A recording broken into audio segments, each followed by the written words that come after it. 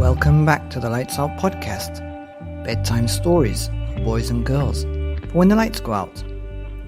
Good evening, boys and girls. Are you ready for bed? Are you all snuggled up and ready for another Lights Out bedtime story? Well, you're in for a treat tonight because we have part 12 of George's Marvellous Medicine by the one and only Roald Dahl. And tonight's story is called Marvellous Medicine Number 2. And tonight's story is going out to Ella in Turkey. They were in the kitchen now, and the big saucepan was on the stove. All the things Mr. Cranky had bought were lined up near the sink. "Come along, my boy," cried Mr. Killy Cranky. "Which one did you put in first?" This one," George said. "Golden hair gloss shampoo." He emptied the bottle into the pan. "Now the toothpaste," George went on, "and the shaving soap, and the face cream, and the nail varnish." "Keep at it, my boy," cried Mr. Cranky, dancing around the kitchen. "Keep putting them in. Don't stop. Don't pause. Don't hesitate. It's a pleasure, my dear fellow, to watch you work." One by one, George poured and squeezed the things into the saucepan. With everything so close at hand, the whole job didn't take him more than 10 minutes. But when it was all done, the saucepan didn't somehow seem to be quite as full as it had been the first time. "Now, what did you do?" cried Mr. Cranky. "Did you stir it?"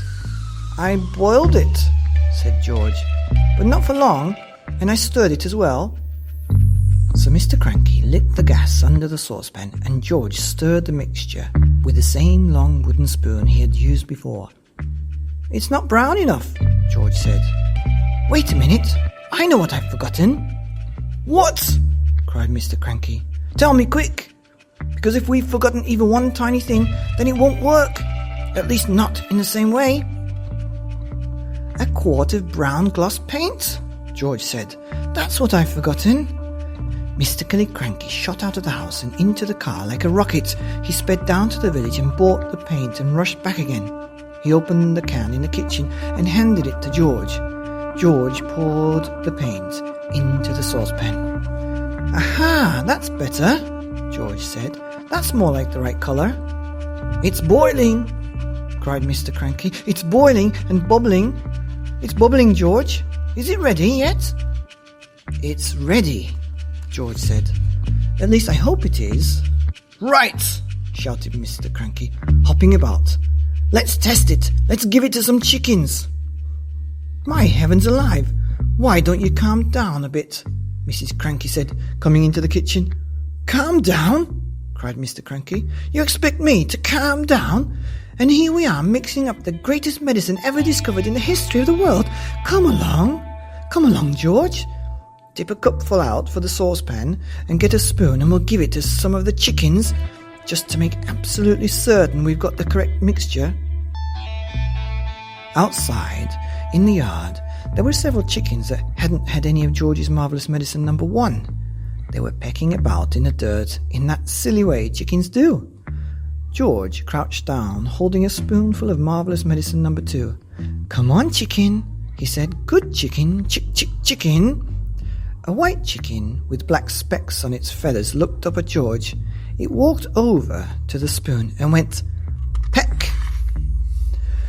The effect that Marvellous Medicine Number 2 had on this chicken was not quite the same as the effect produced by Medicine Number 1, but it was very interesting.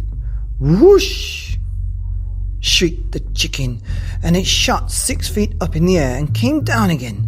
Then sparks came flying out of its beak, bright yellow sparks on fire, as though someone was sharpening a knife on a grindstone inside its tummy. Then its legs began to grow longer. Its body stayed the same size, but 2 thin yellow legs got longer and longer and longer, and longer still. "What's happening to it?" cried Mr. Killy Cranky. "Something's wrong," said George. The legs went on growing, and the more they grew, the higher up into the air went the chicken's body. When the legs were about 15 feet long, they stopped growing. The chicken looked perfectly absurd with its long legs and its ordinary little body perched high up on top. It was like a chicken on stilts.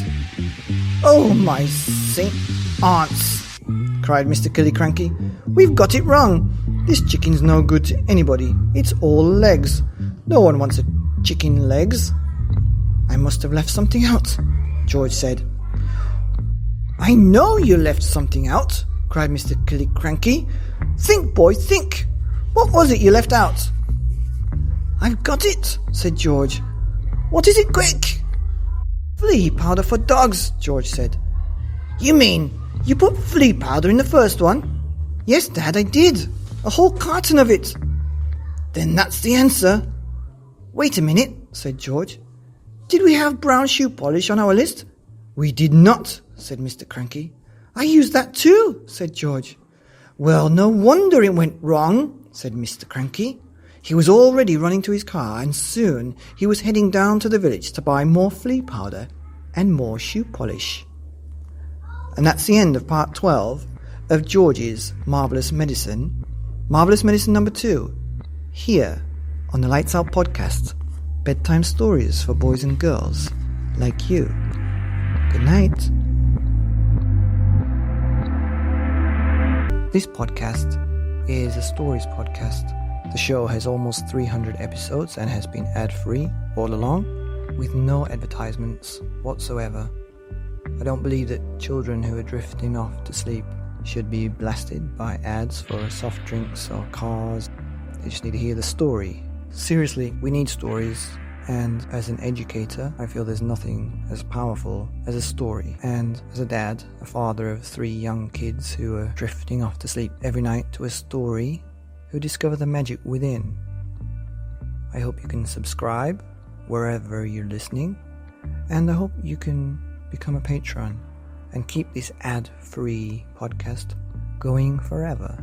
You can become a member of the Lights Out Bedtime Stories podcast Patreon page at patreon.com/Lights Out Bedtime Stories and be a patron of the Lights Out Bedtime Stories podcast.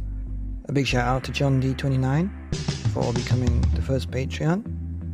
Supporting the Lights Out Bedtime Stories podcast means a great deal to me. I'm the sole creator and storyteller. I have 3 beautiful children, and these days don't often get to read them bedtime stories.